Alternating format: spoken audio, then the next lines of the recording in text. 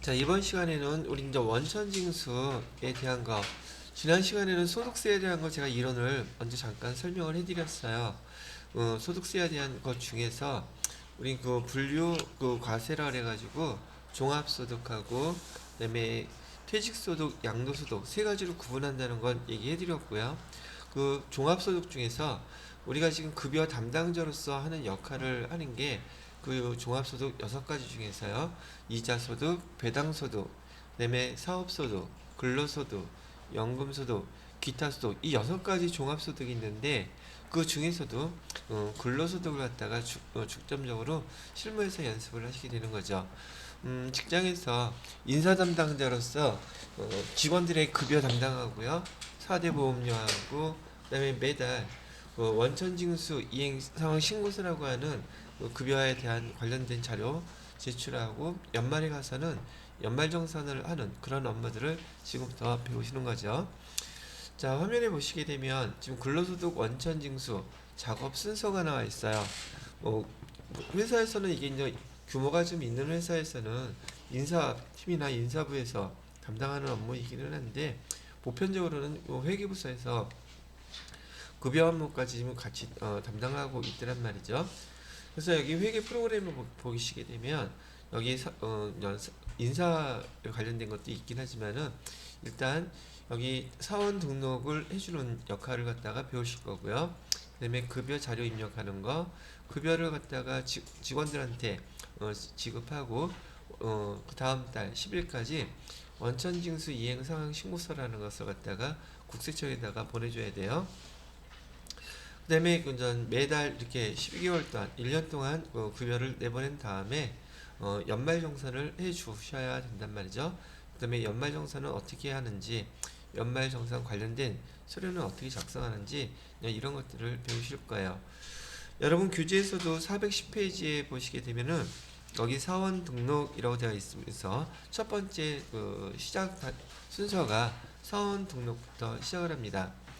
자, 여기 지난 시간에 소득세에 대한 거 설명을 해드리면서 여기 사원 등록하는 걸 말씀을 드렸었는데 사원 등록하고 여기 부양가족 등록 여기 이제 여기 관련돼서 한 세트로 문제가 나오게 될 거예요.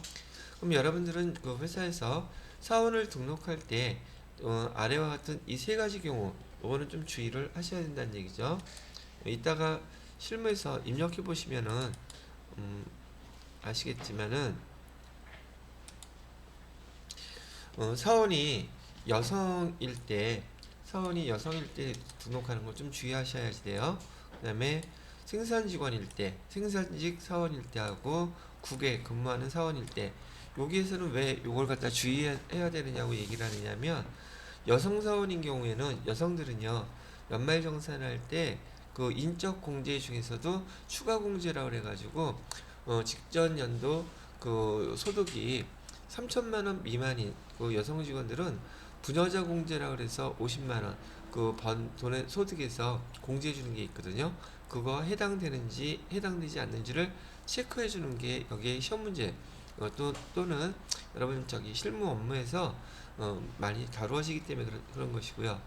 그다음에 생산직 사원인 경우에는 뭐 원래 우리 근무 그 시간 이외에 그 추가로 작업하는 시간들에 대해서 생산직 사원도 마찬가지로 직전 연도 총 수입이 3천만 원 미만인 생산직 사원들은 여기 비과세를 해줘요.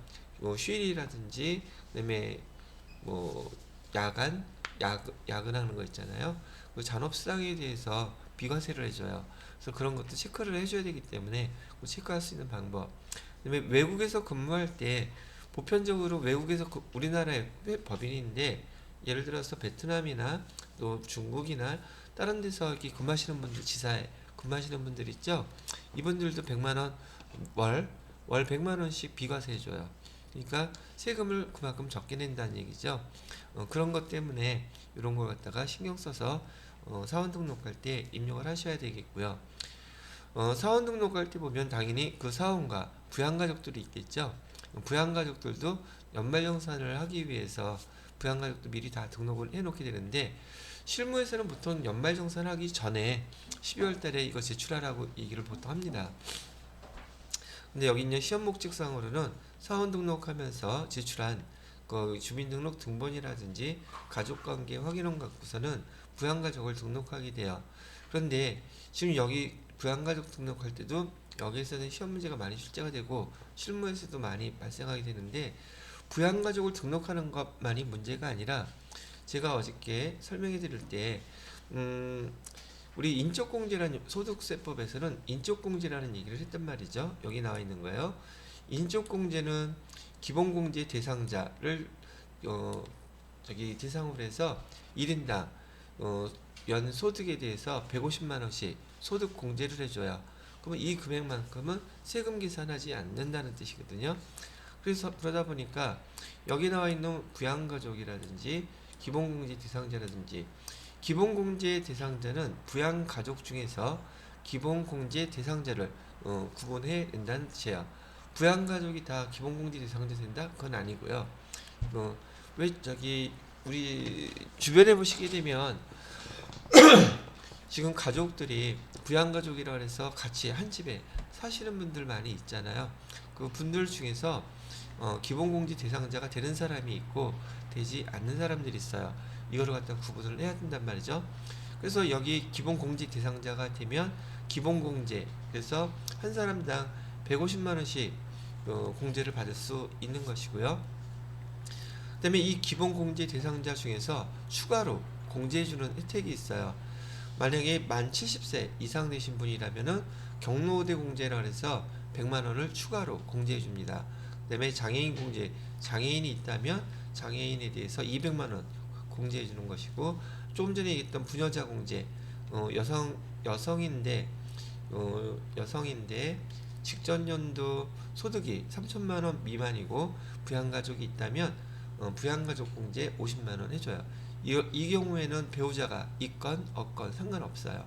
그 다음에 한부모 공제는 여성이건 남성이건 배우자가 없는데 부양가족은 있다. 그랬을 때 100만 원을 갖다 추가로 공제해 준단 말이죠.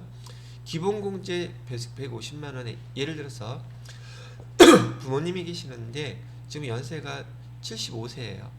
그러면 기본공제 대상자 되죠? 100만 원에다가 추가 공제 여기 100만 원 하게 되면 그분에 대해서는 250만 원을 공제해 준다는 얘기죠. 즉 중복 공제가 가능해요.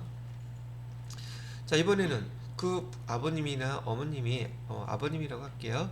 아버님이 기본공제 대상자이면서 경로 우대 75세이시기도 하고 근데 또 장애인이세요.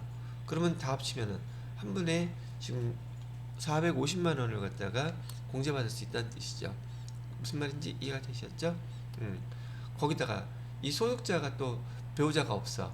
그럼 이것도 한부모 공제해갖고 추가 공제 받는 거야. 무슨 말인지 아시겠죠?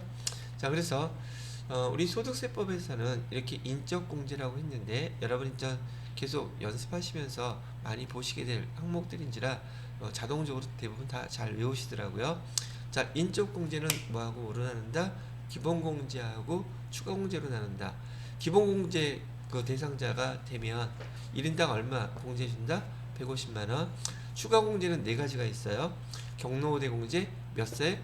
만 70세 이상. 그다음에 장애인 공제 200만 원. 그다음에 부녀자 공제는 여성이면 가능하다 그랬죠. 전제 조건은 직전 연도 소득이 3천만 원 이하인 경우에 보통 우리 주변에 보시는 분들 대부분 많이 속해요 여기에. 그다음에 배우자가 있건 없건 상관없다 그랬어요. 그다음에 한부모 공제는 배우자가 없는 경우 그리고 부양가족은 있고요. 그럴 때 100만 원을 추가로 공제 준다. 이거 잘 정리해서 기억해 두시기 바랍니다. 자, 그렇다면 부양가족 중에서 기본 공제 대상자가 되기 위한 조건이 뭔데요? 라고 물어본다 그러면 세 가지를 통과해야지만이 기본 공제 대상자가 될 수 있어요. 부양가족 중에서 첫 번째, 족보관계가 통과가 돼야 돼요. 족보관계라고 얘기하면은 제가 요거를 그림으로 한번 표시해 보는 게 기억이 좀 오래 날 것 같으니까요. 이렇게 십자가로 그려놓고서는요. 지금 요 가운데를 소득자라고 할게요. 근데 소득자하고 배우자는 동급이에요. 그러니까 소득자의 부모님이나 배우자의 부모님도 다 여기 속한다는 뜻이죠. 내 형제자매뿐만이 아니라 내 형제자매 배우자의 형제자매도 다 똑같이 동급으로 동급으로 취급한다는 걸 알고 계시고요. 자, 소득자를 여기다가 써놓을까요? 소득자, 배우자는 동급.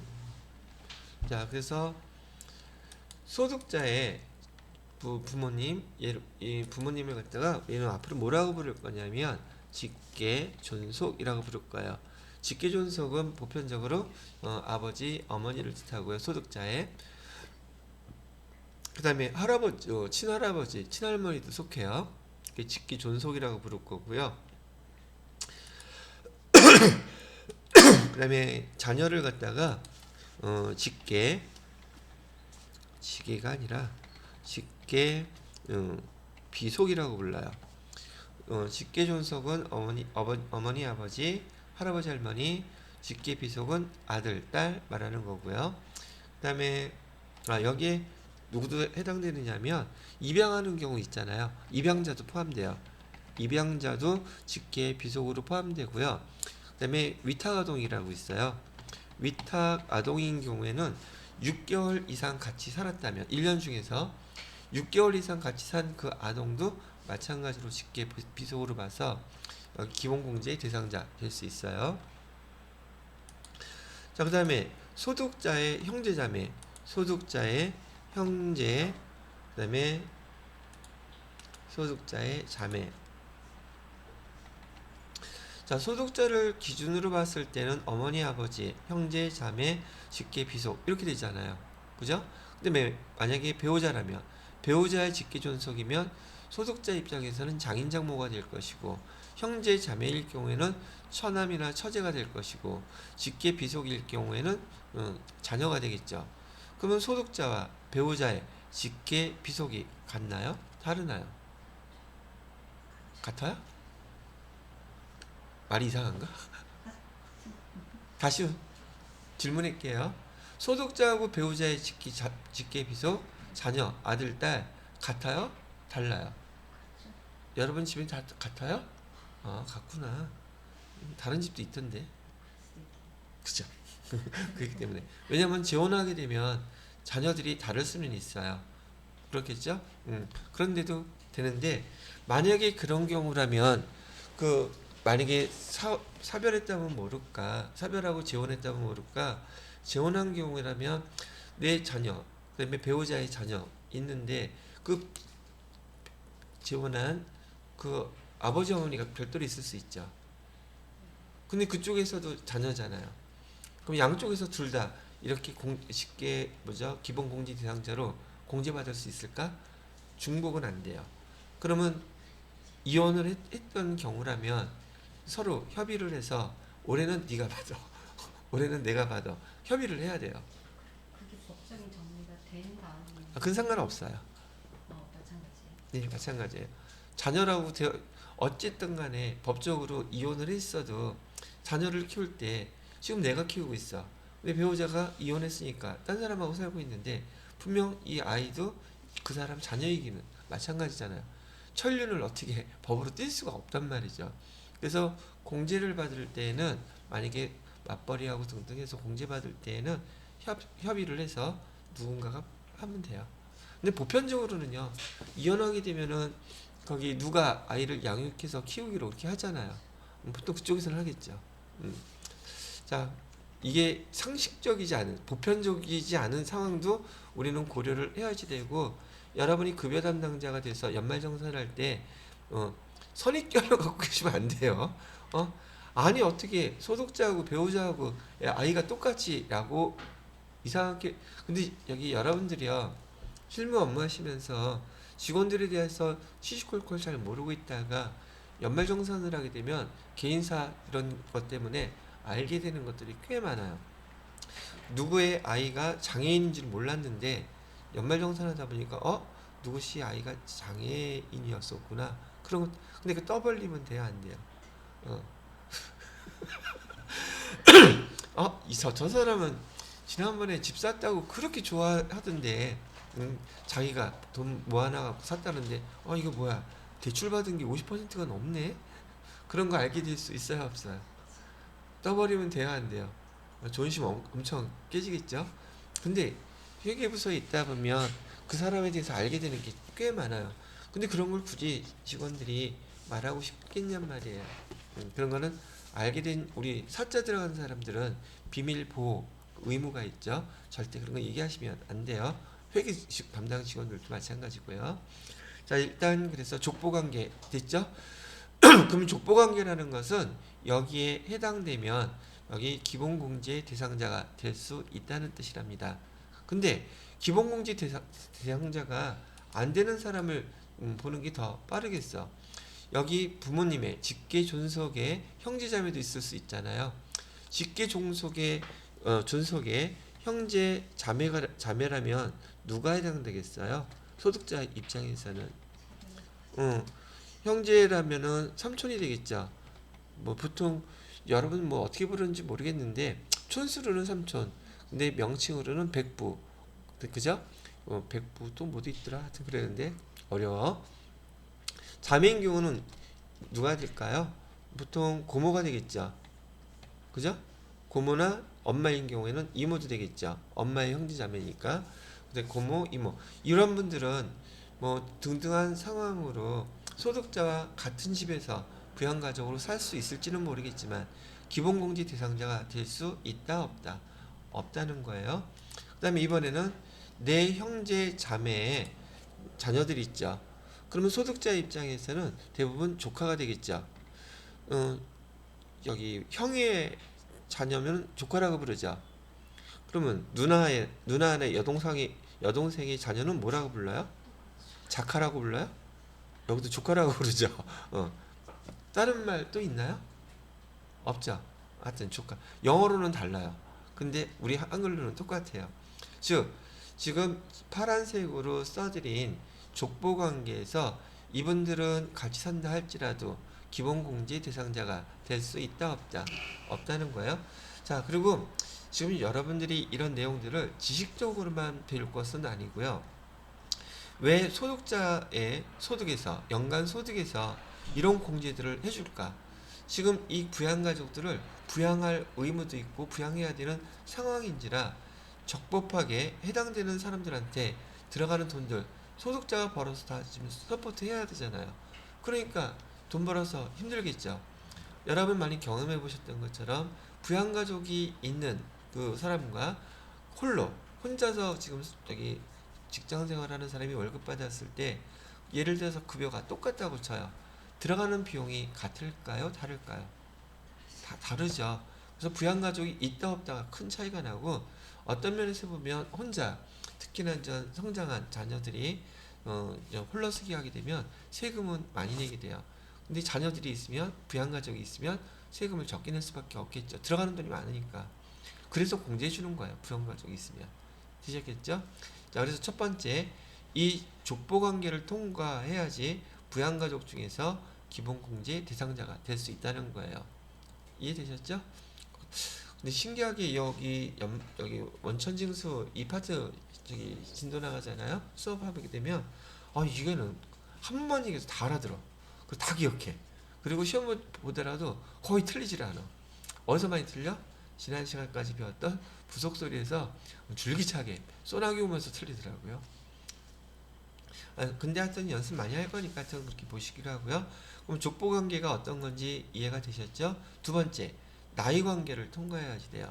나이는 만 60세 이상이거나 만 20세 이하인 대상자만. 여기 족보관계에서요. 두 번째 단계가 나이가 내 부모님이라 할지라도 지금 나이가 만 58세셔.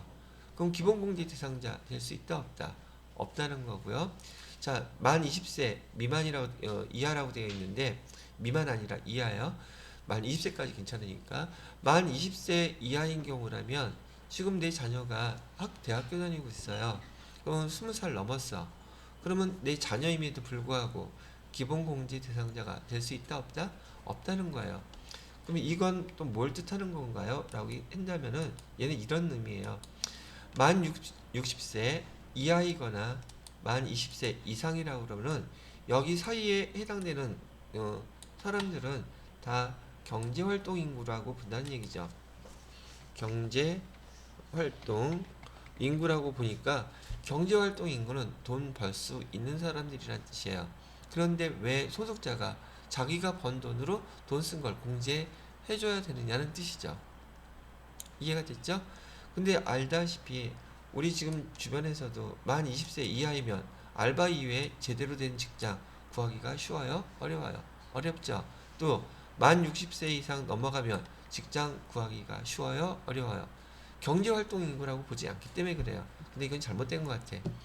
70세까지는 경제활동 인구로 봐줘야 돼. 그죠? 그러면 사회적으로도 실제로 만 70세가 돼도 일할 수 있는 것을 갖다 제공 많이 받을 수 있어야 되잖아요. 근데 제공해줘야 안 해줘요. 이런 거지 같은 것들. 거기다가 만 60세 되기 전에 회사에서 벌써 퇴사한단 말이죠. 저 같은 사람. 난 40대, 50대도 안 됐는데 퇴사했어. 그리고 두 번 다시 직장 안 다니려고 그래. 아주 미쳤죠. 그 대신 여기 와서 이렇게 잘 놀고 있잖아요. 노후 준비하면서. 아 근데 회사 다니면 정말 스트레스 많이 받아요.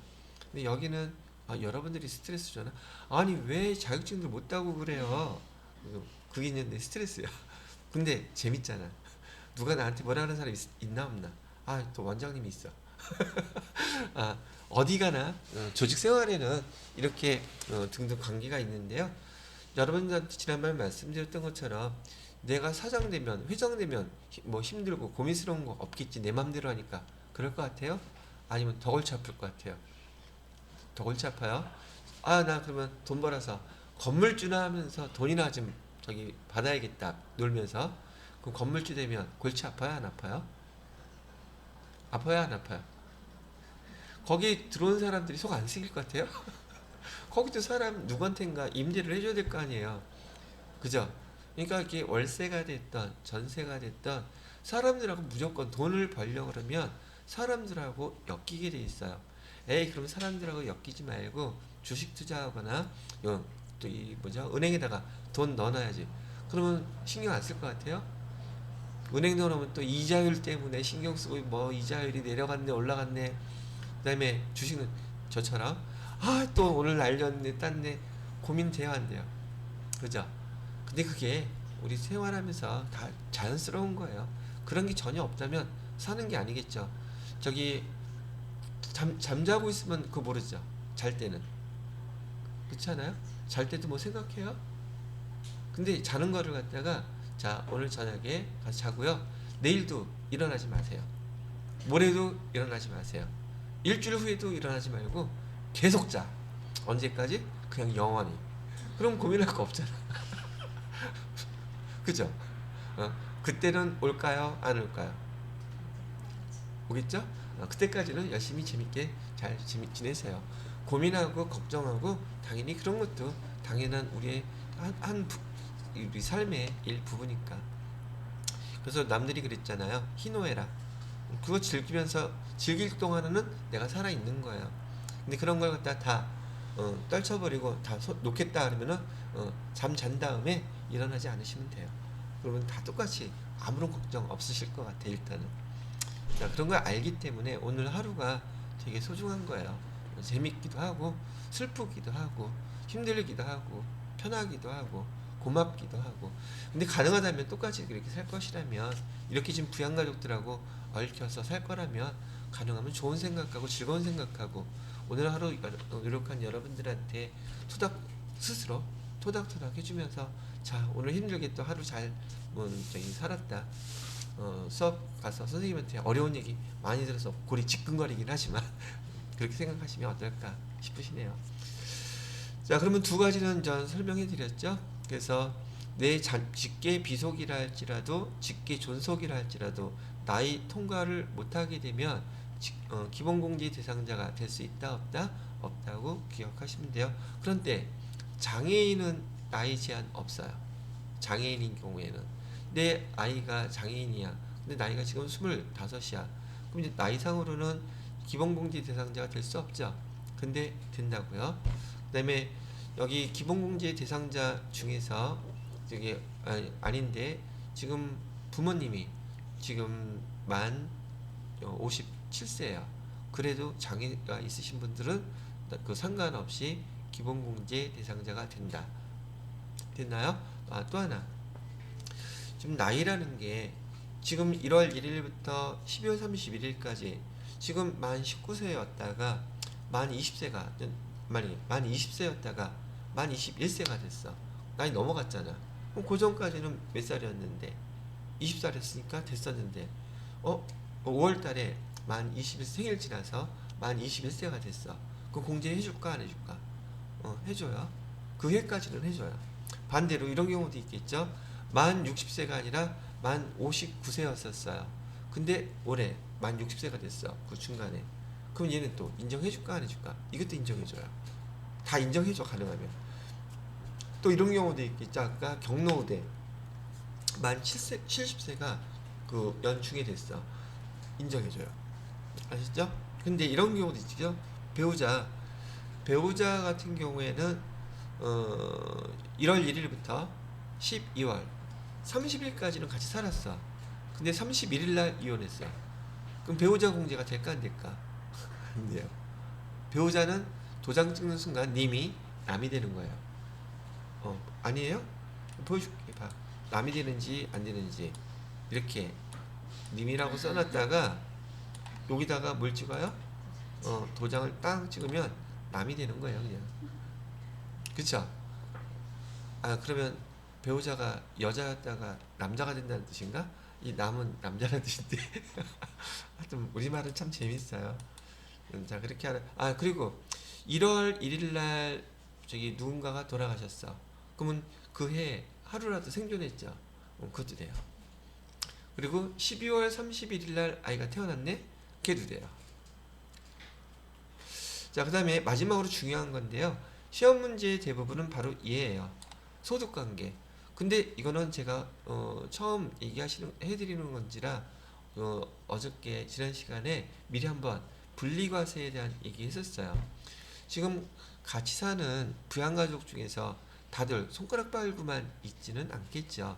그래서 여기 족보관계도 통과를 했고 나이관계도 통과를 해서 부양가족 중에서 기본공제 대상자가 되는데 소득관계가 중요하다는 얘기죠. 어저께 얘기했던 이자소득, 배당소득 즉 두 개 합쳐서 금융소득이라고 불렀어요. 연간 2천만원 이하의 그 이자소득이나 배당소득을 갖고 계신 부양가족이 있다면 얘는 소득 없는 것으로 봅니다. 그래서 기본공제 대상자가 돼요. 아시겠죠? 근데 이자로 2천만원 받으려고 생각한다면 통장에 도대체 얼마가 있어야지 연간 이자 2천만원이 나올까? 이것도 이렇게만 배우면 재미없잖아. 숫자를 한번 정확히 따져봐야지. 자, 요즘 예금 이자율이 1%, 2%가 안 되거든요. 그럼 거기다 세금까지 띄면 더더욱 그렇겠죠. 그럼 얼마에다가 1%를 해야지 연간 이자 소득이 2천만 원이 나올까? 자, 하나 얼추 한번 써볼게요. 지금 통장에 2억이 있어요. 이거를 1년 동안 예금에 넣어놨단 말이죠. 근데 세금 띄고 1%라고 가정을 세금 포함해서 1%라고 가정을 해볼게요. 그럼 얼마예요? 200만 원이죠. 맞아요? 통장에 2억을 넣어놔야지 연간 이자가 200만 원이에요. 근데 2천만 원이면 2억이 아니라 얼마를 넣어놔야 되겠어요? 20억을 넣어놔야지 2천만 원 되겠죠. 아니, 통장에 20억씩이나 있는데 소득이 없는 것으로 본단 말이야. 근데 이 이자 소득은 제가 어저께 뭐라 그랬었냐면 원천징수에서 분리과세라 그랬었죠. 지금 얘는 뭘 따지는 거예요? 소득 중에서 기본공제 대상자가 되는지 안 되는지 그것만 따지는데 지금 우리 아버지께서 그런 아버지도 있으면 좋겠다. 통장에 20억을 갖고 있어갖고 연간 이자 소득이 2천만 원 이하예요. 그러면 기본공제 대상자 된다 안 된다? 된다는 얘기예요. 소득 없는 것으로 보겠으니까. 두 번째, 사업소득. 사업소득은 여기 주변에 부모님들이 음식점이라든지 다른 가게 같은 거, 매장 같은 거 할 수 있잖아요. 그거 사업이에요. 거기서 연간 100만 원 이하면 소득이 연간 소득 100만 원 이하면은 기본공제 대상자 된다. 그러면 그거 접어야지. 하면 안 되죠. 어떻게 연간 100만 원일 수가 있어. 월간도 아니고. 그죠? 그래서 사업소득, 그다음에 아버지께서 지난달에 퇴직하셨어요. 그럼 퇴직하면 퇴직금 받죠. 그게 100만 원 넘어가. 그러면 그것도. 그다음에 양도소득. 부모님이 저기 갖고 있던 집을 파셨어. 그러면 시세 차익이 있어갖고서는 100만 원 넘어가. 근데 얘가 세 개 다 합쳐서예요. 사업소득이라든지 그다음에 양도소득, 퇴직소득 합쳐서 연간 100만 원 이하라면 기본공제 대상자 된다는 얘기예요. 소득 없는 것으로 보겠지만 아무리 상식적으로 생각해도 세 가지 합쳐서 100만 원 이하이기는 쉽지 않겠죠. 그러니까 이런 소득이 있다면 기본공제 대상자 된다는 얘기예요. 100만 원 이하일 때. 근데 이런 거 여기는 안 써놨지만 시험 문제에서 간혹 이렇게도 물어봐요. 지금 여기 우리 아이가 직계 비속인데 누구한테 여기 상속을 받았어. 10억을. 그러면 돈 많으니까 기본공제 대상자가 될까 안 될까 이렇게 물어본다 말이죠. 상속받은 거는 상관없어요. 그냥 소득 없는 것으로 봅니다. 기본공제 대상자 된다 안 된다? 된다는 얘기고, 또 상속뿐만이 아니라 증여받을 수도 있죠. 증여받으면은 그것도 없는 것으로 봅니다. 그런데 이런 경우는 있어요. 우리 아이가 요즘 어저께 요즘 저기 노래 중에서 트롯이 대세죠. 그죠? 근데 방송 채널마다 그 트롯 그 경연대회 하는 데가 굉장히 많더라고요. 저희 집사람은 주로 뭐 아는 형님이나 그다음에 뭐 라스나 그런 노래 세 가지 중에 하나를 보는데, 집에 가면 틀어져 있으니까 저도 보는 거예요. 근데 등등 해서 얘가 유명해졌어. 지난번에 트롯 1등 한 사람이 누구였지? 여자. 송가인. 송가인이 갑자기 떴어. 근데 얘가 나이가, 송가인하면 안 되겠다. 나이가 있어서. 동원이. 동원이 아시죠? 정동원. 동원이가 거기서 이제 그 광고 모델로 CF 많이 찍었어. 그래갖고 어마무시하게 소득이 1억이야. 그럼 얘는 직계 비속이고 나이도 기본공제 대상자가 되는데 소득이 있어.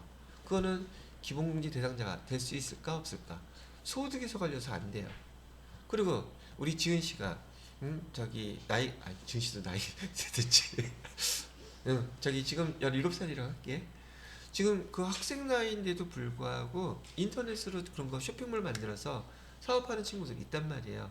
근데 돈을 조금 벌어. 얼마? 뭐 월간 뭐 1,000만 원씩은 벌어. 좋겠다.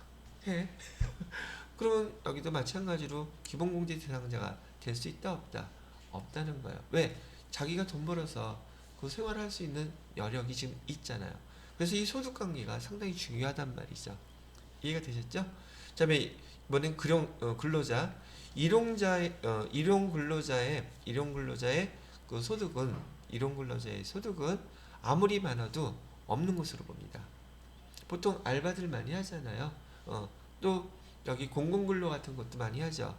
그런데 일용직 소득은 10억을 받았다 할지라도 소득 없는 것으로 봐서 기본공제 대상자에 포함된다. 일용근로자는 사실상 그게 안정된 직장이 아니잖아요. 그래서 없다고 보는 거고요. 또 이런 경우도 있어요.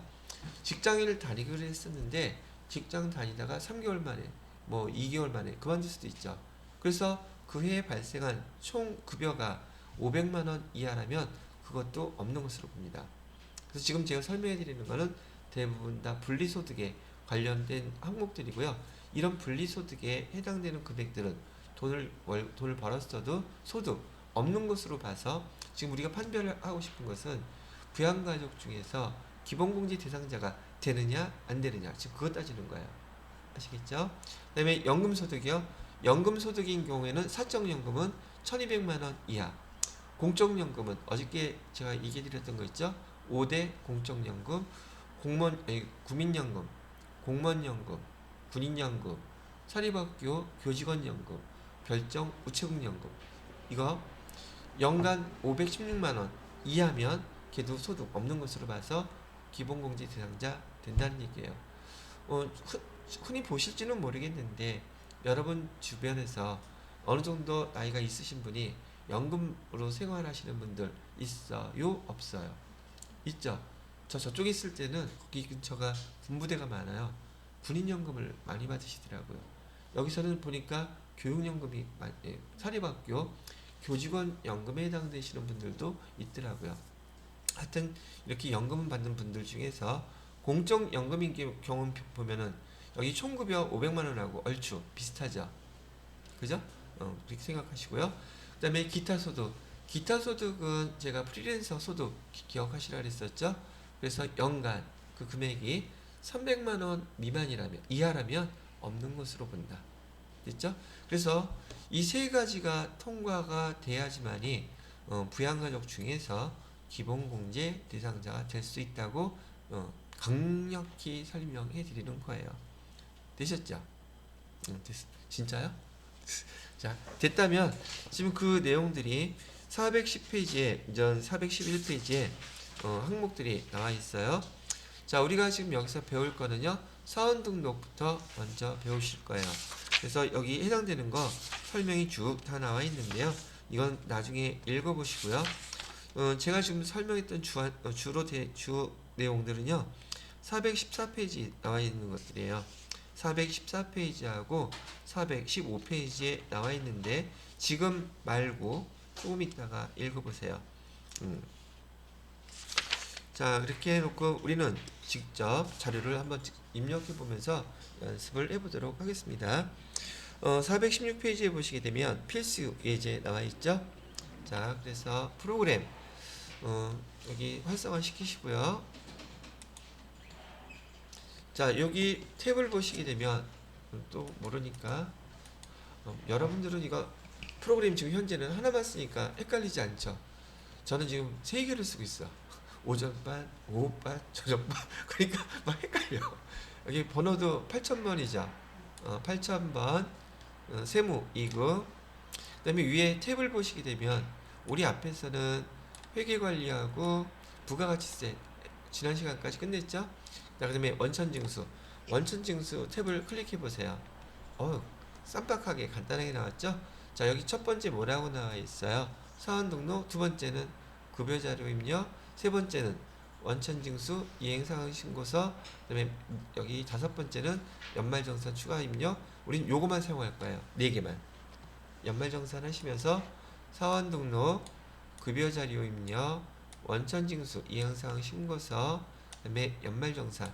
우리 요것만 사용해서 여기 다 배우시면 된다는 얘기예요. 첫 번째 거 사원 등록 클릭하시고요. 자, 그러면 여기 그 4번 사원 등록하라고 나와 있잖아요.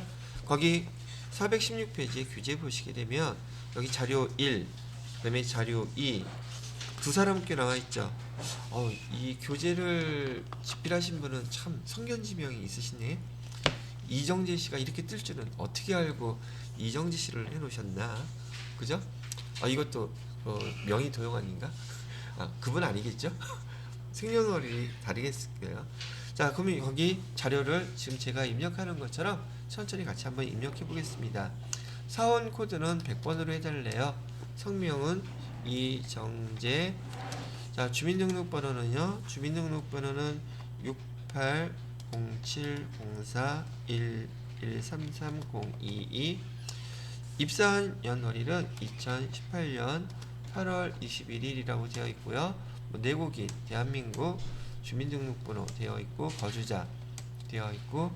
자, 여기 하나 봐주세요. 제가 아까 저기 사원 등록할 때 여성일 경우, 생산직일 경우, 국외 근무할 경우 저기 주의하라 그랬었죠. 여기 7번에 보시게 되면 국외 근무라고 나와 있어요. 근데 이 사람은 지금 국외 근무하는 게 아니기 때문에 아니라고 표시를 해 놓은 거예요. 근데 여기를 클릭해 보시게 되면 지금 해당되는 게 하나, 둘, 세 개나 있죠. 어떤 경우에 100만원이고 어떤 경우에 300만원일까? 100만원은 외국에 근무하는 경우는 대부분 그냥 다 100만원 해주시면 돼요. 가장 보편적이기도 하고요. 그런데 300만원인 경우에는 왜 월급 중에서 무려 300만원씩이나 월급을 비과세 해줄까? 그런 경우는 외국에서 근무를 하시는데 이 일이 되게 힘들어요. 어떤 경우? 해외 건설인 경우, 해외 건설업을 저희 건설하기 위해서 파견돼서 나가서 근무하는 경우, 또 두 번째는 원양 어선인 경우, 이것도 한번 나가면 이거 어마무시하게 어렵더라고요. 무섭고 얘기만 들었는데 사람들 많이 죽기도 해요. 그다음에 세 번째, 무서운 얘기는 하지만 오징어 게임 무서운 걸로 좋게. 자, 그다음에 세 번째로는요, 우리 외국 항행이라고 불러요. 외국 항행이면은 외국 선박 배 타고 외국에 수시로 많이 나가는 분들 있죠. 그다음에 비행기로 많이 왔다 갔다 하는 분들 있죠. 맨날 외국에 나가는 비행기 타면은 저기 여러분이 생각하시기에 좋을 것 같은가요? 승무원들 비행기 안에서 무슨 서비스를 하든가요? 그 좁은 통째에서 카트가 밀고 다니고 하고 있어. 아니, 난 그렇게 우수한 인력이 거기 하는 게 좋을까 하는 생각은 들더라고요. 그다음에 요즘은 그 비행기 기내에 외국 저기 자주 왔다 갔다 하는 그 비행기들 있잖아요. 보통 만약에 여기 어디를 간다? 영국을 간다고 칠게요. 그러면 우리나라 그 승무원하고요, 그 나라 승무원을 갖다가 같이 이렇게 해놔요. 언어 소통 잘 되게. 굳이 뭐 기본적인 영어는 하겠지만은 또 그런 경우도 있지 않겠어요? 프랑스에 간다. 각 나라 갈 때마다 그 나라 승무원들이 보편적으로 하나씩 따로 있어요. 우리나라 국적이면 우리나라 승무원, 그 나라 승무원 채용을 해가지고 그렇게 좀. 그래서 이런 경우는 외국에서 돈을 외화벌이를 하는 거죠. 외화를 벌어들이는 것처럼, 지난번에 우리 부가세법에서 배웠던 여기 영세율 있죠. 수출할 때도 외화를 벌어들이기 때문에 세제 혜택을 줬잖아요. 이런 경우 얼마까지? 300만 원까지 월 해준다는 거 얘기해 드린 거고요. 그 다음에 8번에 보시게 되면 단일세율 적용하게 되어 있죠. 이 단일세율은 지금 우리 주변에서는요, 외국인들이 우리나라에 와서 근무하시는 분들 있죠. 그러면 연말정산을 할 만한 건덕지가 거의 없죠. 이분들은 외국인 근로자인 경우 단일세율을 적용하기도 하지만 시험 문제에서는 나오지는 않습니다. 내용 어떤 건지를 설명해 드리는 거예요. 자, 그 다음에 외국법인 파견 근로자 여부 없고요. 여기 10번에 보시면 생산직 여부 있죠. 생산직 여부도 두 가지로 구분을 하셔야지 돼요. 생산직이긴 한데 연장 근로 비과세에 해당되는 사람이 있고 해당되지 않는 사람이 있어요. 생산직인데도 직급이 높아서 직전 연도 소득이 3천만 원 넘어가는 사람도 있을 거 아니에요. 그러면 생산직이긴 한데 연장 근로에 대한 비과세 적용이 된다 안 된다? 안 된다는 얘기예요. 그래서 요거 주의하세요 라고 얘기를 했던 것이고요. 되셨죠? 자, 그럼 나머지 자료들 여기 해당되는 거 설명을 했으니까 계속 입력을 해 보겠습니다. 자, 근무부서는 지금 여기 생산직이라고 나와 있죠. 그래서 근무부서는 생산직, 그 다음에 연장 근로에 대해서 해당이 되는가 보니까 지금 이정재 씨인 경우 가족사항 밑에 보면 직전 연도 총 급여액은 3천만 원 이하라고 되어 있죠. 그죠? 그러면 3천만 원 이하니까 여기 연장 근로 비과세 적용돼요? 안 돼요? 되죠? 3천만 원 이하 된다 그랬잖아요. 이렇게 표시를 해줘야 된단 말이에요. 전년도 총 급여는 얼마였었는데요? 나왔나 이게? 전년도 총 급여에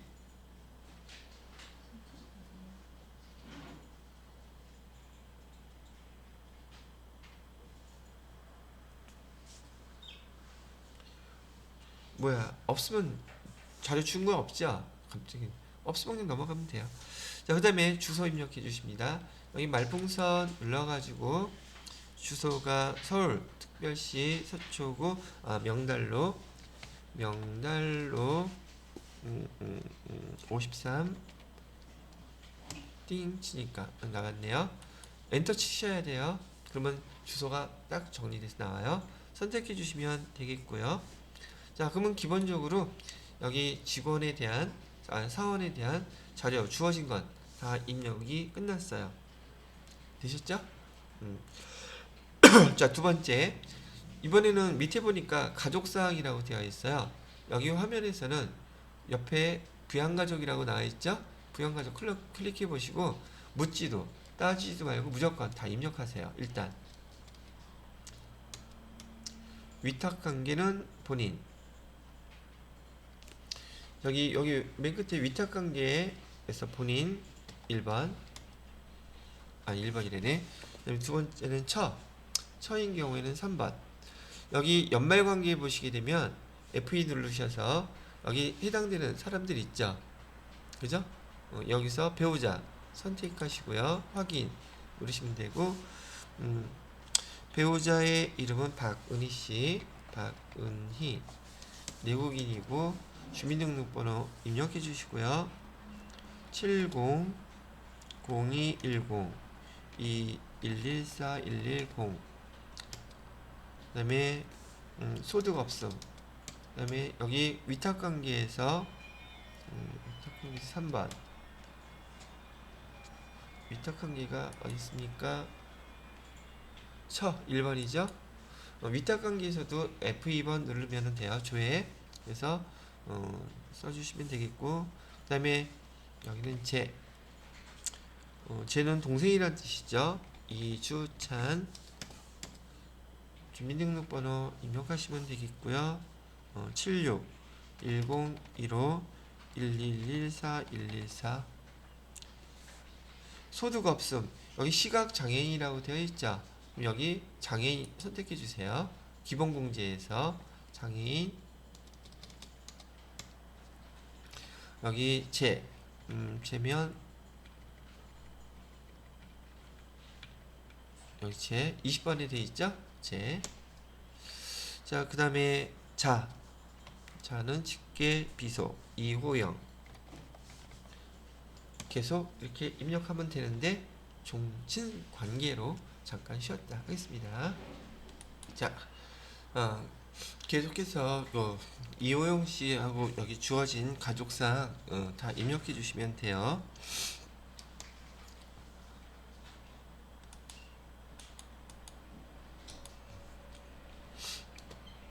031112 빼빼로 데이다 111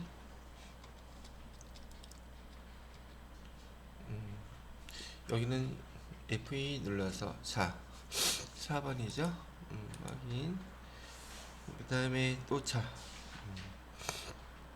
이민주.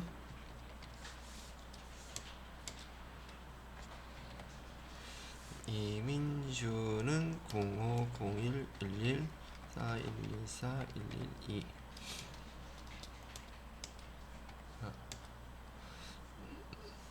그 다음에 이순호 440112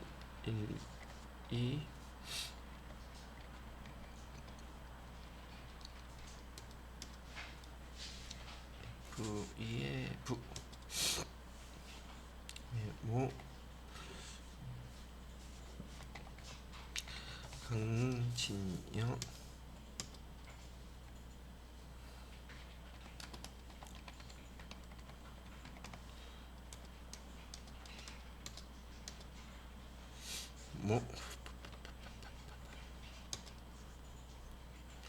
자, 일단 다들 입력하신 걸로 알고요. 지금 여기서는 여기 부양가족을 갖다가 입력한 게 중요한 게 아니라 일단 부양가족은 그대로 연말관계는 밑에 설명 나와 있죠. 여기 연말관계에 대한 코드 번호는 여기를 보고 입력하라고 지금 나와 있어요. 이거 보고 입력하시면 되겠고요.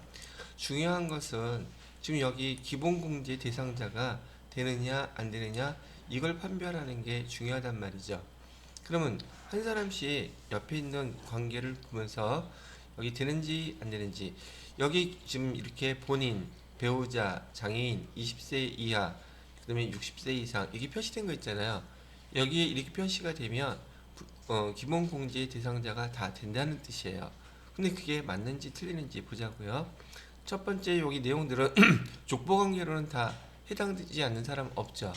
그죠? 배우자하고 동생, 족보관계에서 소득자 이정재 씨의 동생이라고 되어 있죠. 이호영 둘 다 자녀지요. 직계비속, 그다음에 직계존속. 그럼 족보관계는 다 통과했네요. 그럼 나이관계 보세요. 나이관계도 해당되는 사항 없이 다 통과됐죠. 됐나요? 배우자는 나이 상관없습니다. 자, 그런 다음에 기본공제 대상자의 마지막 단계 세 번째 뭐 남았어요? 소득관계 남았죠. 소득관계는 그 참고사항에서 설명해주고 있어요. 박은희 씨 같은 경우에는 소득 없다 그랬으니까 여기 배우자로서 기본공제 대상자 되죠. 두 번째, 이주찬, 여기 지금 동생은 이주찬 씨도 지금 나이는 해당 사항이 없지만 장애인이기 때문에 해당된다 그랬었죠. 이주찬 씨도 기본공제 대상자가 돼 있고요. 세 번째, 이호영은 나이가 지금 18세죠. 대학생이긴 하지만 20세 이하이므로 여기도 되겠죠. 그 다음에 네 번째, 고등학생, 아무 소득 그런 거 없으니까 여기도 될 것이고 20세 이하로. 그 다음에 이순호, 이자 소득 금액이 얼마 있대요? 종합과세 대상이라고 친절하게 설명해 주고 있네요. 그러면 여기 이순호 씨 같은 경우에는 기본공제 대상자가 될 수 있다 없다? 없죠. 이걸 표시해 줘야 돼요. 여기에서 위에 보시게 되면 부 돼 있죠. 해당 사항 없음이라는 뜻이에요. 이렇게 부로 바꿔주시는 게 이게 시험 문제란 말이죠. 부양가족 중에서 기본공제 대상자가 되는지 안 되는지 판별하는 게 시험 문제예요. 그 다음에 강진영 씨는 소득 없음 됐죠? 자, 그 다음에 또 하나 여기 보시게 되면 장애인인 경우 여기 장애인인 경우에요. 장애인의 경우에는 지금 1번이라고 되어 있죠. 그 1번의 뜻은 국가에서 장애인 그 수첩이 있잖아요. 그 장애인이라는 증빙 서류 있는 장애인을 뜻하고요. 간혹 문제 나올 때 보면 여기 3번에 보시면 중증 환자라고 있죠. 항시 치료를 유효하는 중증 환자가 집에 있다면 장애인만큼이나 돈 들어갈 게 많죠. 그래서 이걸 장애인으로 인정해서 여기 추가 공제 해주겠다는 뜻이에요. 실제 장애인은 아니에요.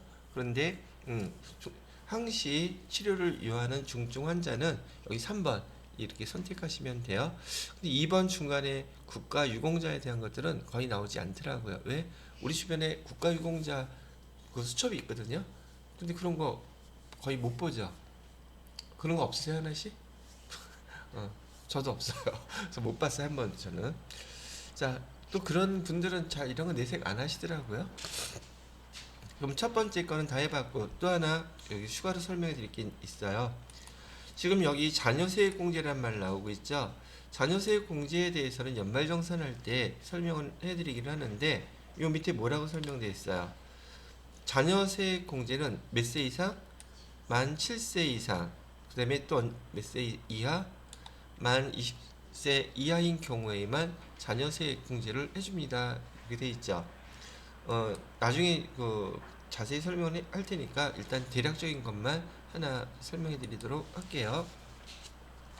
원래 그 자녀 세액 공제라고 얘기하는 것은 세액으로 공제해 주겠다는 뜻인데 일단은 여기 자녀 수로 세액 공제를 해줘요. 자녀 수로. 그래서 자녀가 한 명인 경우 15만 원 해줍니다. 만약에 두 명인 경우에는 두 명이 둘 다 해당이 된다 그러면 첫째에도 15만 원, 둘째에도 15만 원 이렇게 줘요. 근데 자녀가 셋일 수도 있잖아요. 그러면 세 명인 경우에는 셋째에는 30만 원 해줍니다. 그러면 자녀가 세 명이라면 자녀 세액 공제로 얼마 받을 수 있다는 뜻이에요. 첫째 15만 원, 둘째 15만 원, 셋째 30만 원. 지금 우리나라의 그 자녀들 아이들이 많이 없기 때문에 세제 혜택을 갖다 이렇게 그나마 준다는 얘기예요. 그래서 자녀가 3명일 경우에는 이렇게 30만 원. 만약에 넷째는요. 넷째도 30만 원. 다섯째는요. 다섯째도 30만 원. 여섯째는요. 여섯째도 30만 원. 됐죠? 셋째 이후부터는 금액이 다 똑같아요. 30만 원씩 계속 추가로 해주시면 돼요. 그리고 자녀세액공제는 자녀 수로도 이게 공제를 해주지만요. 연말정산하는 해 출생했거나 입양하는 한 아이 있죠. 입양한 아이. 얘는 첫째인 경우에는 30만 원 해줍니다. 그리고 둘째인 경우에는 50만 원 해줘요. 셋째인 경우에는 70만 원 해줘요. 이게 무슨 말이냐면 지금 자녀가 한 애가 있었어요. 근데 한 애가 올해 저기 연말정산한 해에 출생을 했어요. 그럼 얘가 두 번째 애가 되겠죠. 그럼 자녀 수로 지금 자녀가 몇 명이 된 거예요? 두 명이면 첫째 15만 원, 둘째 15만 원, 30만 원 생겼죠. 근데 둘째는 올해 태어났죠. 근데 몇 번째예요? 첫째예요, 둘째예요? 둘째죠. 50만 원. 그럼 두 개 합치면은 얼마가 자녀 세액 공제가 돼요? 15만 원, 15만 원. 자녀 수로 먼저 공제하고 그다음에 두 번째로 태어났으니까 50만 원 하게 되면 80만 원을 세액 공제 받을 수 있다는 뜻이에요. 이해가 됐어요? 자, 그러면 잠깐 쉬면서 연습 문제는 낼 테니까 지금 결혼을 한 지 얼마 안 된 부부가 있어요. 근데 얘가 지금 이 부부가 지금 새 쌍둥이를 낳네요. 자녀가 없었는데 새 쌍둥이를 낳았어요. 그랬을 때 자녀 세액 공제는 얼마 받을 수 있겠습니까? 60만 원? 맞나요? 틀리나요?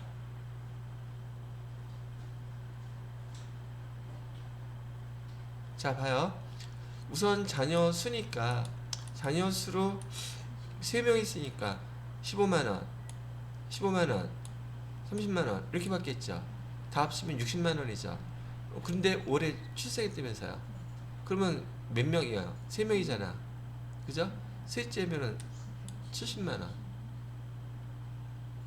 셋째 남편만 계산. 어? 세 번째 쌍둥이 세 번째 아이만 계산하는 거예요. 아니요, 다 이렇게 30만 원. 둘째는 50만 원. 셋째는 70만 원.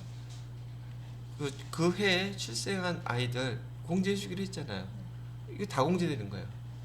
그러면 그 동그라미 치신 6동그라미 다 둬야 되는데. 그렇죠. 그러니까 순서가 자녀 수로 먼저 해당되는 공제를 해주고, 그다음에 출생한 아이 첫째일 때는 30만 원, 둘째일 때는 50만 원, 셋째일 때는 70만 원. 지금 여기 다 해당되잖아. 이해되셨어요? 총 얼마가 된다는 얘기? 근데 이거 보통 요즘 저기 그런 얘기 있죠. 애 하나 태어나면 3억 원 대출 받은 거하고 똑같다고요. 이거 공제 받으려고? 근데 출생한 아이들은요 그 해에만 공제 받을 수 있어요.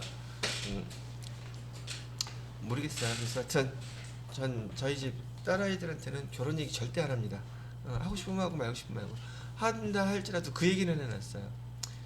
너 좋다고 해서 모든 걸 몸만 와지면 감지덕지라고 하는 그런 친구 만나라 그랬어요. 누구처럼? 저처럼.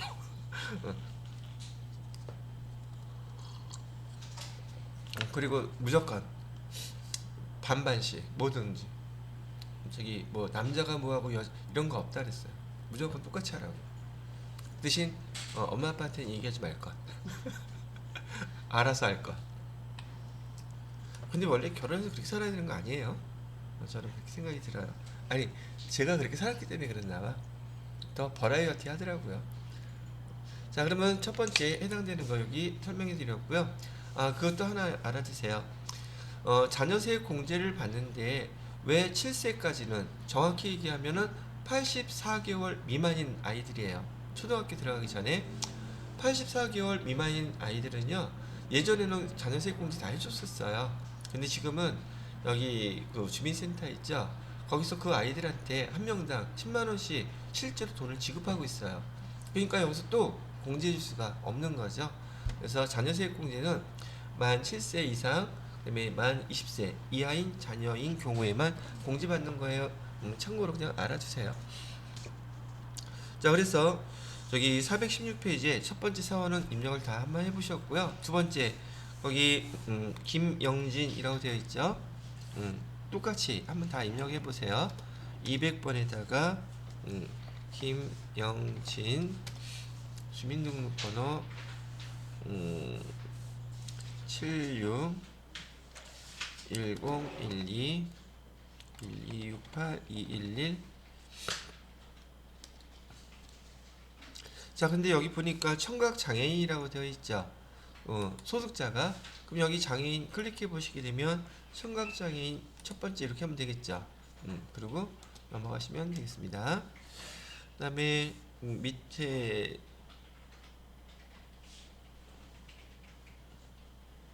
부양가족부터 먼저 기본 것부터 입력해야 되겠죠. 김영진.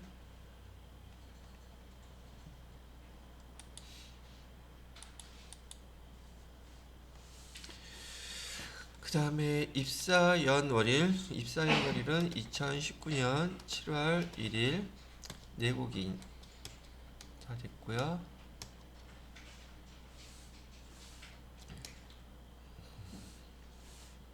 없네요. 다 해당되는 게, 그죠? 쓰면 되겠고, 주소만 입력하시면 되겠다. 대흥로 28길 3. 여기 마포구 대흥로가요, 이화여대 바로 있는 도로예요. 여기 어떻게 하냐고요? 어서 주소 들었어요. 됐고, 그 다음에 그냥 부양가족 그대로 다 입력하시면 되겠고요. 천은 오정현씨. 오정현씨가 또 누구죠? 농구선수? 서장훈인가? 딴 사람한테 또 시켰나 보네. 내국인 1번 790112 됐고, V자. 그다음에 부는 김한호 주민등록번호는 49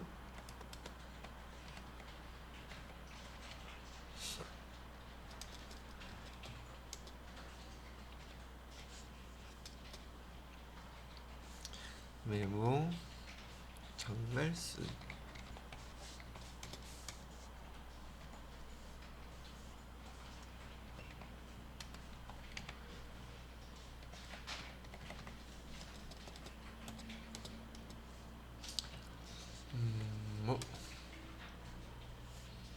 그다음에 김중호.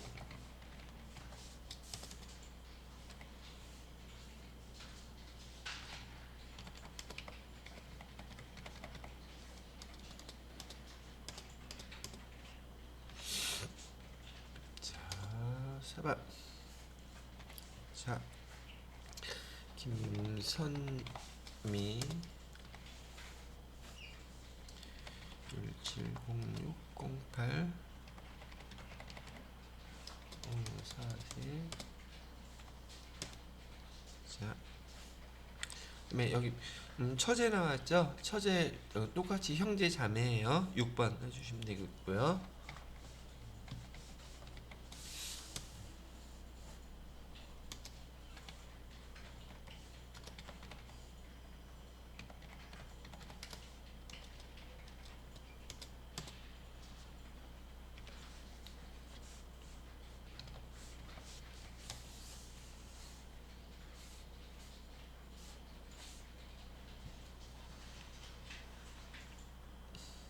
자, 일단 다 입력하세요. 시작할게요.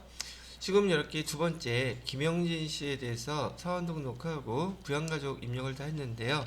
아까 말씀드렸던 것처럼 입력이 다 끝나셨으면은 여기 기본공제 대상자에 해당되는지 안 되는지를 갖다가 판별하는 게 시험 문제라고 그랬었죠. 그래서 첫 번째, 지금 족보관계라든지 나이관계는 자기가 알아서 다 이렇게 체크가 되기 때문에 굳이 신경 쓸 거는 없어요. 그리고 맨 밑에 참고사항 보세요. 근로소득이 500만원인 거기 우정현씨, 오정현씨 같은 경우 제가 500만원이면 소득 없는 것으로 보기로 했었죠. 없는 것으로 본다 했었죠. 그래서 배우자인 오정현 씨는 여기 기본공제 대상자가 되는 거예요. 되셨나요? 그럼 이것도 왜 총급여가 또는 근로소득이 500만 원이면은 소득이 없다고 보느냐 하면은요. 지금 1년 동안 번 월급 급여가 근로소득이 500만 원이라고 한다면 여기에서 그 지난번에 제가 지난 시간에 근로소득 공제해 준다 그랬었죠. 번 돈에서 무조건 다 세금 징수해 가는 게 아니라 먹고 살아가야 될 건 있어야 될 거 아니겠어요? 그래서 소득이 500만 원 이하인 이 사람들한테는요. 그 근로소득 공제를 몇 퍼센트를 해주냐면 70%를 해줘요. 500만 원 번 거에서. 그러면 얼마에 대해서는 세금 계산 안 하겠다는 뜻이에요. 350만 원에 대해서는 세금 계산 안 하겠다는 뜻이죠. 그럼 세금 계산해야 될 금액이 얼마가 남아요? 150만 원 남았죠. 그죠? 그런데 자기 본인이 돈 벌었으니 한다면 기본공제 있잖아요. 자기 거. 기본공제 얼마까지 해준다 그랬어요? 자기 거 150만 원 이렇게 빼면 세금 계산할 금액이 있어요, 없어요? 없죠. 그래서 여기 근로소득이라든지 이것도 용어 주의하셔야 돼요. 근로소득이라든지 총 급여라는 말도 써요. 근로소득 내지는 총 급여가 500만 원이라면 여기 기본공제 대상자가 되는 것이고요. 근데 만약에 문제에서 근로소득 금액이라고 하면 얘는 달라져요. 근로소득 금액이라고 얘기하면 얘가 100만 원 넘어가면 100만 원 넘잖아요. 그럼 얘는 소득 기본공제 대상자 못 돼요. 제가 어저께 설명해 드릴 때 근로소득과 근로소득 금액은 다 완전히 다른 말이라 그랬었죠. 그죠? 그래서 대부분은 근로소득이나 총급여라는 용어로 여러분들한테 500만 원 문제를 낼 거예요. 근로소득이나 총급여. 근데 근로소득 금액은 500만 원이면은 이 사람은 기본공제 대상자가 될 수 없다는 뜻이에요. 왜? 여기 공제까지 다 받은 금액이 500만 원이 넘어가는 거니까. 이해가 되시겠죠? 자, 이렇게 봤고요. 그 다음에 김한호 씨 보겠습니다. 사업소득 금액이라 그랬죠. 사업소득 금액은 얼마까지라 그랬었나요? 사업소득, 그 다음에 퇴직소득, 그 다음에 양도소득 세 가지 합쳐서 100만 원 넘어가면 안 된다 그랬죠. 그러면 아버지인 김한호 씨인 경우에는 기본공제 대상자가 될 수 없는 거죠. 요거 표시해 주셔야 돼요. 그 다음에 세 번째 장말순 어머니시죠. 어머니는 지금 8월 중에 사망하셨는데 생존 하루라도 했으면 하신다 그랬죠. 그래서 공제 대상자 되는 거고요. 그 다음에 초등학생, 취학 전 아동 다 다 해당되죠. 그 다음에 마지막 대학생. 처제가 지금 대학생인데 나이가 몇 살이에요? 32살이죠. 자동으로 기본공제 대상자가 될 수 없다고 나와 있죠. 그죠? 이렇게 해가지고 첫 번째 항목인 사원 등록과 그 다음에 부양가족 등록 해놓고서는 그 부양가족 중에서 기본공제 대상자가 되는지 안 되는지 문제 이렇게 한번 여러분하고 풀어봤어요. 그 다음에 여기 입력하신 내용들에 대해서는 이것도 여러분이 세무 2급에서 처음 배우는 항목들이신지라 교재 꼼꼼하게 다 읽으셔야 돼요. 자, 그 다음에 몇 페이지를 보실 거냐면 420페이지로 보시게 되면 두 번째 전 급여자료 입력이 나와요. 급여자료 입력이요.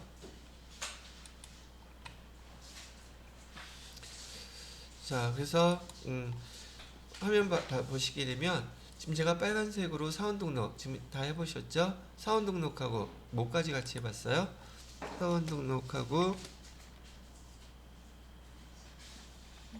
총선에 그 앞에 그 자녀 2명인데 한 명은 4살이었잖아요. 네, 그거는 공제 대상. 자녀 세액공제는 안 된다 그랬죠. 네. 세액공제 7세 미만. 한 명은 4살이었잖아요. 잠깐.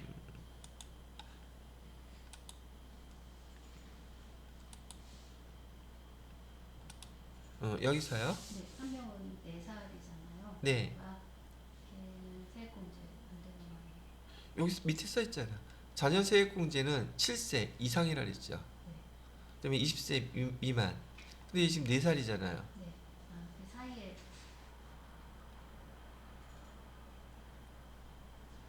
7세, 7세에서 20세 사이 안 들어가도 되는 거예요? 4살인데?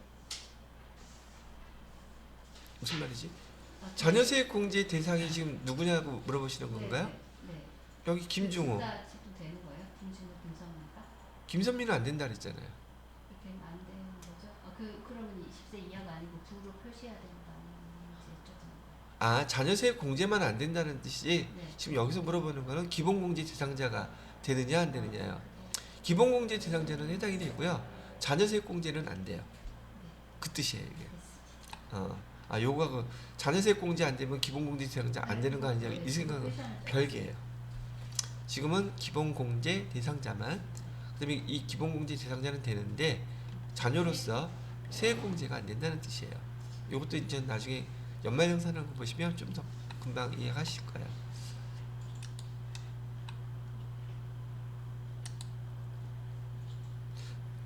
그래서 지금 사원 등록하고 부양 가족 등록까지 같이 해보셨어요. 자, 그러면 두 번째로는요, 급여 자료 입력을 딱 제가 이렇게 써 빨간색으로 해놨는데요. 하다가 만들었어요, 안 만들었어요? 이게 지난 제 일요일 날에 그 작업 진도였었어요. 그래서 급여 자료 입력은 아직 안 돼 있어요. 자, 그런데 지금 원래 여러분 나눠드렸던 표에 이거 나와 있을 겁니다. 왜 또 일로 가시지?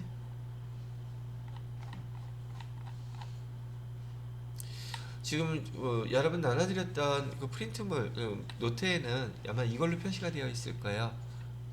근데 요거 좀 설명드렸던 건 똑같은 거예요. 사원 등록, 부양가족 등록에 대한 거 이렇게 제가 표시를 별도로 해놨던 것 뿐이랍니다. 다 똑같은 말이에요. 족보, 나이, 소득 이렇게. 뭐 이걸 보려고 하는 건 아니고요. 지금 보셔야 될 건 이에요.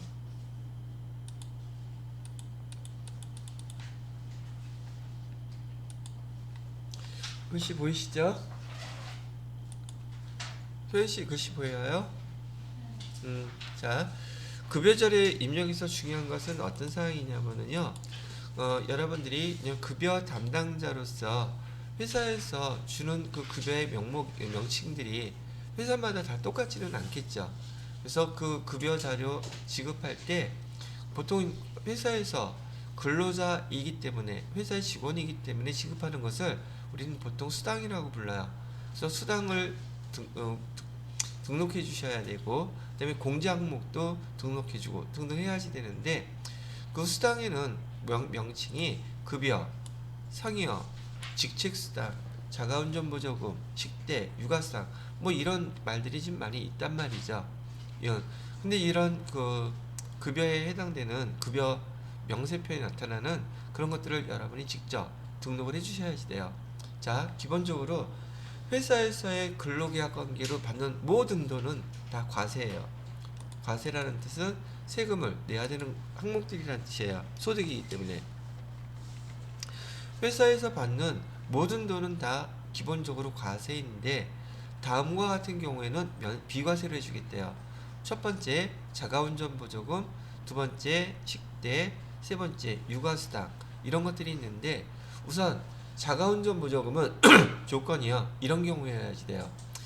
회사에서 내가 지금 자기 소유 차량, 소득자 직원 자기 차여야지 돼요. 자기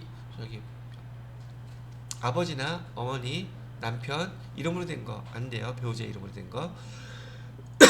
자기 차로 회사 출퇴근만 하면 안 되고, 실제로 회사의 업무에 자기 차를 사용하는 경우에요. 그때 회사에서 그에 대한 대가로 돈을 지급받게 되면 걔는 비과세. 의미가 왜 그러냐면, 이 직원이 회사 업무를 보기 위해서 그 자기 차량을 사용하지 않는다면 회사 차를 사용한다든지 아니면 교통편을 이용해야 되잖아요. 그러면 어차피 돈 나가자. 근데 직원 차 자기 걸로 업무를 보면 효율성도 있고 등등 하니까 그 돈 들어가는 거에 대해서 그걸 보상을 해주는 거예요. 그러니까 내가 내 차를 운행하면서 예를 들어서 10만 원 썼어요. 그러면 회사한테 그 10만 원 다시 받았어요. 그런 경우라면 이게 소득이에요. 그냥 쓴 돈 받은 거예요. 그죠? 이거를 실비, 변상이라고 불러요. 실제 발생한 비용을 변상받는 건 소득이 아니기 때문에 비과세라는 뜻이에요. 그래서 실비, 변상적인 성격의 것은 소득이 아닙니다. 그래서 비과세해 주는 거예요. 이해가 되셨습니까? 조건이 뭐라고요? 반드시 자기 소유의 차량으로 회사 업무에 사용해야지 돼요. 그런데 회사 출퇴근만 하는 사용으로 그런 목적으로 한다면 비과세가 아니겠죠. 이해되셨죠? 자, 두 번째 식대. 식대도 똑같은 성격이에요. 근로계약서에 우리 보통 근무시간 일주일에 아니 하루에 8시간으로 되어 있죠. 근데 9시에 출근해서 6시에 퇴근하면 근무시간이 8시간이에요? 9시간이에요? 왜 9시간이야? 8시간 하라면서. 월급은 8시간 거 주면서 왜 9시간 일 시켜? 1시간 기다리는 시간 동안에 점심 사줄게. 회사에서 그랬단 말이에요. 근데 회사에서 매일 점심시간마다 돈 얼마씩 나눠줘요? 아니면 내 돈으로 먼저 사 먹어야 돼요? 그럼 내가 사 먹고 돈 받았으니까 식대도 당연히 비과세가 돼야 되겠죠. 근데 이런 경우에는 과세예요. 회사에서 식사를 제공해. 그리고 식대를 줘요. 그러면 이거는 과세예요. 무슨 말인지 아시겠죠? 그 다음에 육아수당. 이것도 똑같이 우리나라에 지금 아이들이 없기 때문에 회사에서 육아수당을 주는 거 있잖아요. 육아수당을 받는다면 10만원 범위 내에서 월 10만원, 연간 120만원, 식대도 월간 10만원, 연간 120만원, 자가운전보조금은 월간 20만원, 연간 240만원 범위 내에서 왜 더 줄 수도 있잖아요. 다 비과세 준대요. 이해되셨죠? 그 다음에 공제. 이미 여러분이 급여 담당자로서 월급을 갖다가 지급한다면 직원들한테 이렇게 돈 급여 지급하면서 사대보험 다 공제해야 되죠. 그래서 공제해야 되는 항목들은 여기 국민연금, 그다음에 건강보험, 고용보험, 그다음에 장기 요양보험까지요. 4가지 공제 항목이고, 그다음에 세금, 지방세, 소득세 얘네들은 자동으로 다 등록되어 있어요. 시험 문제에서는 이거 손대지 않는 걸로 합니다. 자동 계산할 거니까. 근데 만약에 회사에서 별도로 직원들의 월급 중에서 상조회비 이런 거 만들어 놓을 수 있겠죠. 그죠? 상조회비도 있을 수 있고, 직원들 중에서 이 근처에 주차장 이용하는 사람들 주차비 미리 빼서 회사가 납부해 줄 수도 있죠. 그런 거는 공제 항목에다가 여러분이 등록을 해 주시면 된다는 얘기죠. 이해되셨죠? 그런 내용이에요. 자, 일단 얘도 제가 자료 입력하는 걸 직접 보여드리도록 하겠습니다.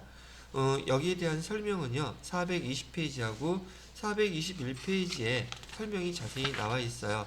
자료 입력해보고 나서 이따가 시간 드릴 때 꼼꼼하게 꼭 읽어보시기 바랍니다. 필수 예제는 422페이지를 보도록 할게요. 필수 예제는 422페이지부터 입력해 보겠습니다. 화면에서는 여기 급여 자료 입력되어 있죠? 급여 자료 입력 클릭해 보시고요.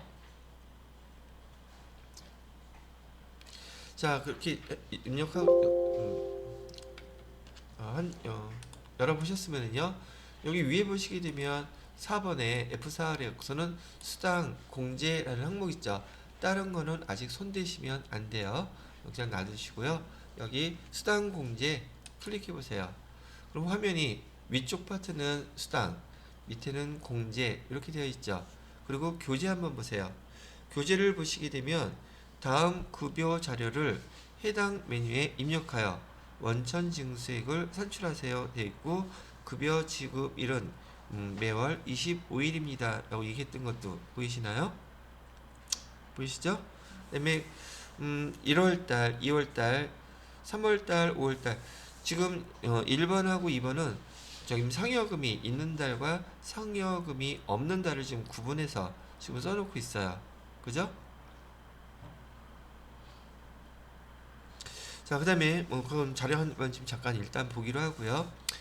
그 다음에 거기 밑에 삼각형 한번 볼게요. 2번 밑에 박스 밑에 식대는 별도의 음식물을 제공하지 아니하고 지급하는 것이며, 그러면 식대는 지금 비과세란 얘기죠. 차량 보조금은 근로자 본인의 차량을 회사 업무에 사용하고 실비 정산이란 말 있죠? 실비라는 말 뜻은 실제 발생한 비용이란 뜻이에요. 그거에 대해서 돈을 주는 것이기 때문에 월 급여로 지급하는 수당 항목이랍니다. 그럼 얘도 비과세겠죠. 그 다음에 소득세, 지방소득세 및 장기 요양보험료는 자동 계산하니까 손대지 마세요. 이런 뜻이기도 하고요. 자, 그런 다음에 여러분이 이제 해야 될 것은 뭐냐면, 지금 거기 1월 달에 보시게 되면 급여 명세표에 수당 항목이라고 나와 있는 거 보이시나요? 수당 항목에 첫 번째 뭐 나와 있어요? 기본급. 수당 항목에 기본급 나와 있죠, 밑에. 두 번째 직책수당, 옆에는 식대, 가족수당, 차량보조금, 야간 근로수당, 상여금 나와 있는 거 보이시죠? 요거 똑같게 나타나도록 여기다 우리가 그걸 등록해 주는 거예요. 그러면 여기 위에 보시게 되면 수당 등록이라고 되어 있죠? 순서대로 봐요. 기본급 있죠? 있어요? 그리고 여기 사용 여부는 옆에 여러 표시되어 있어요. 만약에 없으면 이 사용 여부를 여러분이 부라고 바꿔주시면 돼요. 걔는 사용 안 한다는 뜻이니까. 없으면 등록하고요. 됐나요? 순서대로 하나씩 볼게요. 자, 기본급 있으니까 돼 있죠? 그 다음에 직책수당 보세요. 직책수당 있죠? 있나요? 직책수당도 그 다음에 식대도 있죠? 근데 식대는 아까 비과세라 그랬었죠? 자, 그래서 과세, 비과세인 거는 여기 클릭해 보시게 되잖아요. 그래서 F2 누르기, 이건 이따가 하기로 하고, 하여튼 항목부터 한번 볼게요. 가족수당은 있나요? 없나요? 가족수당. 그리고 여기 직책수당 있고, 월차수당은 있어요? 없어요? 월차수당은 없죠. 그럼 여기 사용여부에서 월차수당은 부 이렇게 표시해 놓으시고요. 식대도 있고, 차량보조금, 그죠? 근데 여기 지금 자가운전 보조금이라고 안 되어 있고 명칭이 차량보조금이라고 되어 있죠. 바꿔주셔야 돼요. 똑같이 여기 차량 보조금, 이건 이 회사에서 쓰는 명칭이고요. 그 다음에 야간 근로 밑으로 좀 내려가 볼게요. 야간 근로 수당도 있죠. 그 다음에 상여금은 아까 위에 있었죠. 뭐만 등록해 주면 되겠어요? 아까 없었던 거, 가족수당 없었잖아요. 그죠? 가족수당은 과세겠어요? 비과세겠어요? 자, 근본적으로 회사에서 받는 모든 돈은 다 과세예요. 비과세인 것만 아까 그 비과세 항목 3가지만 예를 들어드린 거예요. 제가. 됐죠? 그럼 다시 물어볼게요. 가족수당은 과세예요? 비과세예요? 과세예요. 그래서 과세라고 선택하시고요. 여기다가 가족수당이라고 이렇게 입력하시고요. 급여. 그리고 엔터를 치게 되면은 얘는 정기적으로 주고 있는 거니까 정기 사용할 거니까 이렇게 해주시면 된다는 얘기죠. 되셨나요? 자, 그러면 일단 이따가 보면은 항목들 다 나올 거니까 비교 한번 해보도록 하시고요. 이번에 공제 항목 보세요. 공제 항목에 국민연금, 건강보험, 고용보험 다 있죠. 근데 뭐는 없어요? 상조회비 없죠. 그죠? 상조회비는 요 맨 밑에다가 우리가 공제 항목으로 회사에서 사용한 걸 등록해 주시는 거니까 상조회비라고 입력을 띵 해주시고요. F1을 눌러보면 여기 기타라고 되어 있어요. 기타 등록해 주시면 됩니다.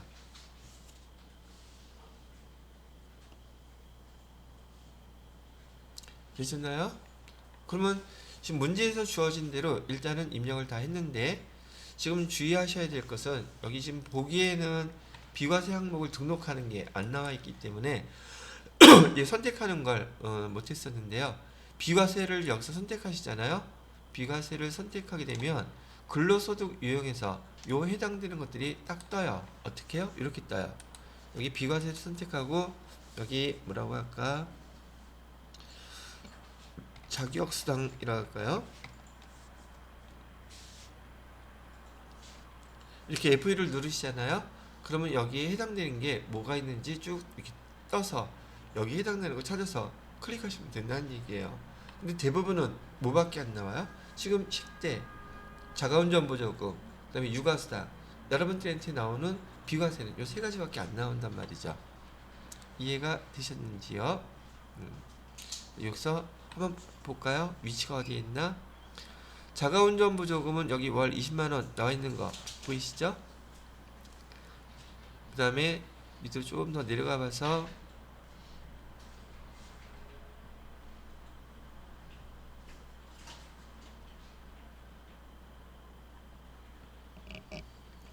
물론 찾으면 되는데 어디 있나 보는 거예요. 여기 야간 근로수당도 있고요. 식대도 여기 나와 있죠. 육아수당도 여기 나와 있죠. 요거 해당되는 걸 찾아서 입력한 거였었어요. 그래서 여기 결과론적으로 보시게 되면은 지금 비과세에 대한 코드 해당되는 거 월간 얼마, 연간 얼마 이렇게 딱 설명 나와 있죠. 그리고 여기 비과세 돼 있는 것도 지금 보고 계신 거고요. 이렇게 급여를 갖다 등록할 때요. 이거 설정해 주는 게 시험 문제예요. 그럼 이건 뭐 어렵지 않네. 어렵지 않아요. 근데 과세인지 비과세인지 그거 선택해서 이렇게 입력을 해주고 지금 급여 명세서에 나타나는 순서대로 내용대로 그 내용이 다 반영돼서 급여 명세표에 나오면 제대로 입력 다 잘 하신 거랍니다. 됐으면 확인 누르시고요. 자, 그냥 우리 급여 담당자로서 앞에서 사원 등록했죠. 그 다음에 급여 세팅하는 거예요. 그러면 급여를 1월달부터 해야 되겠죠. 그래서 급여 1월달부터 이 회사에 급여 해당되는 항목들을 다 등록을 해주셨어요. 수당, 공제에 대한 거. 그러면 1월달 우선 1월달부터요. 그 다음에 지급일은 언제라 그랬어요? 아까 25일이라 그랬었죠. 25일이라고 딱 입력하게 되면 직원은 아까 사원 입력했기 때문에 나와 있고요. 그리고 얘는 먼저 입력하시면 안 돼요. 저하고 천천히 똑같이 입력해야 돼.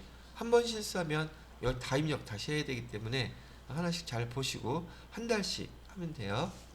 자, 일단 이정재 씨의 기본급은 얼마입니까? 이정재 씨의 기본급 200만 원이죠. 상여는 지금 없죠. 엔터. 그다음에 직책수당은 얼마라고 되어 있어요? 20만 원. 그다음에 식대는 15만 원.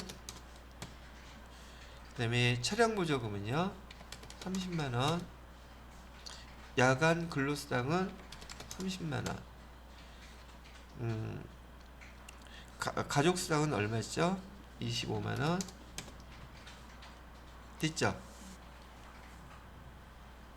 자, 급여 총액 320만 원 맞는지 보고요. 자, 회사로부터 받은 돈은 지금 지급 총액 320만 원이죠. 회사로부터 받은 급여는 320만 원이지만 세금을 계산해야 되는 금액은 얼마만 계산한다? 290만 원만. 30만 원은 비과세라는 거예요. 비과세. 이 사람 해당되는 게 뭐뭐 있었어요? 식대하고 차량 보조금. 그죠? 차량 보조금은 더 많이 받아도 비과세로 해당되는 금액은 딱 월간 20만 원이기 때문에 자기가 알아서 이렇게 계산을 한단 말이죠. 되셨나요? 자, 그 다음에 국민연금. 국민연금은 얼마로 되어 있어요? 9만 원. 자동 계산되지 않은 거는 입력해 주시면 돼요. 그 다음에 건강보험료는요 6만 원. 그 다음에 상조회비 2만 원.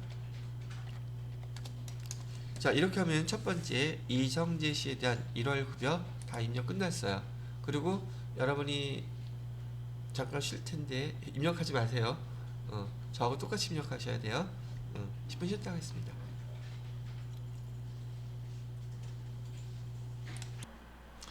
자, 그래서 첫 번째 이정재 씨에 대해서 1월달 급여를 갖다가 다 입력을 하셨죠.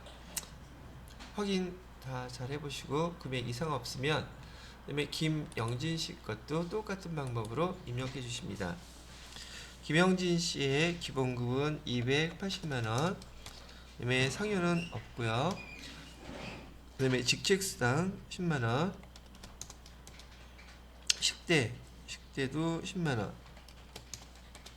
차량 보조금은 20만원, 야간 근로수당은 20만원, 그 다음에 가족수당은 12만원, 그 다음에 국민연금은 12만 6천원, 건강보험료는 8만 4천원, 장기 요양보험 없죠? 그다음에 상조회비 2만원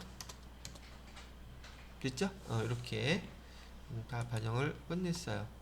자, 보통 말이죠.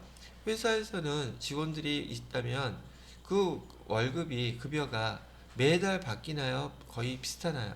다 똑같다고 봐야겠죠? 그렇기 때문에 1월달 급여를 이렇게 입력해 놓고 이걸 갖다가 2월달에 또 똑같이 다 입력하면 되게 번거롭겠죠. 그래서 1월달 급여 나갔던 사원들에 대해서 2월달에 그대로 다 카피하는 기능이 있어요. 그리고 해당되는 그 변경된 사람이 있다면 그 사람의 급여만 수정해주게 된답니다. 그래서 다 입력하셨으면 여기 이제 2월달 급여 입력할 때요, 해당되는 걸 2월로 선택을 해보세요. 2월로 25일 이렇게 하면은 전월 거 다 카피할까요? 복사할까요? 물어보죠. 그러면 네 라고 누르시면 돼요. 그러면 이정재 씨, 이 김영진 씨 거 다 카피된 거 보셨나요? 지금 1월달 급여는 전 여러분들이 회사에서 급여 담당자로서 수당 공제 항목들 등록하는 거 했죠. 그 다음에 1월달 급여 다 입력했죠. 지금부터는 1년치 걸 다 입력하는 거예요. 그렇게 해야지만이 연말정산할 수 있죠. 그래서 1년치 거 입력을 다 하는데, 자, 3월달도 2월달하고 똑같다 그랬죠. 그래서 3월달 또 선택하시면 돼요. 3월달하고 25일 이렇게 입력하시게 되면 또 복사합니까? 물어보죠. 예, 복사 다 하세요. 됐나요? 자, 그러면 4월달에는 보너스가 있어요. 그죠? 4월달, 7월달, 12월달에는 보너스가 있고, 지금 여기 해당되는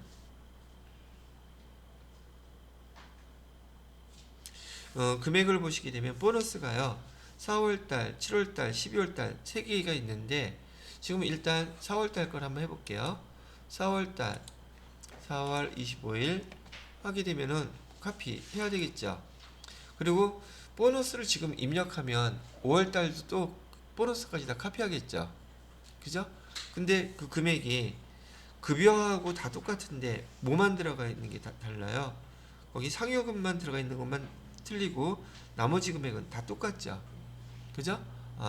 그러면은 일단 1월부터 12월까지 지금 다 지금 순서대로 하는 다음에 4월달, 7월달, 12월달 가서 보너스만 입력해주면 끝나겠죠.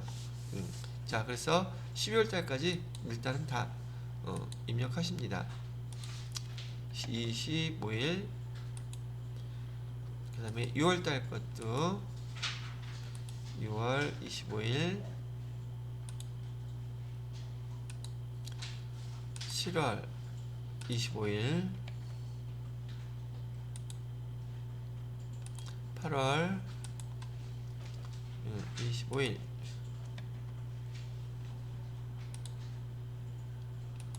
9월 25일, 10월 25일.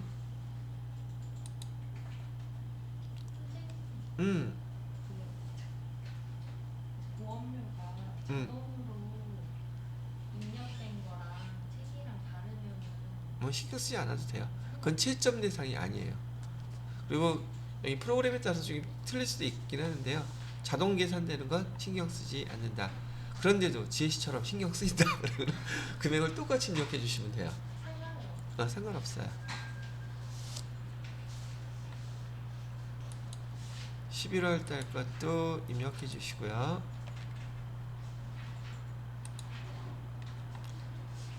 12월 달 것도 마지막으로 해주시면 다 끝났고요. 자, 그런 다음에 아까 4월 달로 다 가셔가지고요. 4월 달에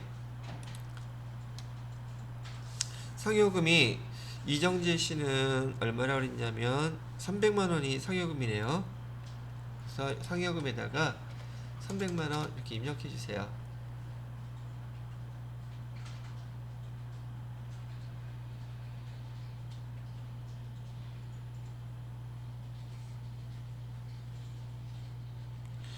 자, 그 다음에 김영진 씨일까요?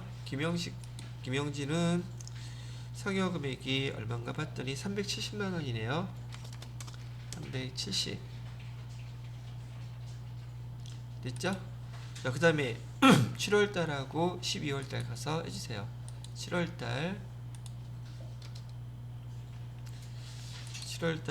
똑같이 300.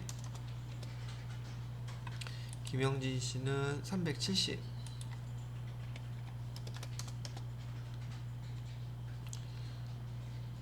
그 다음에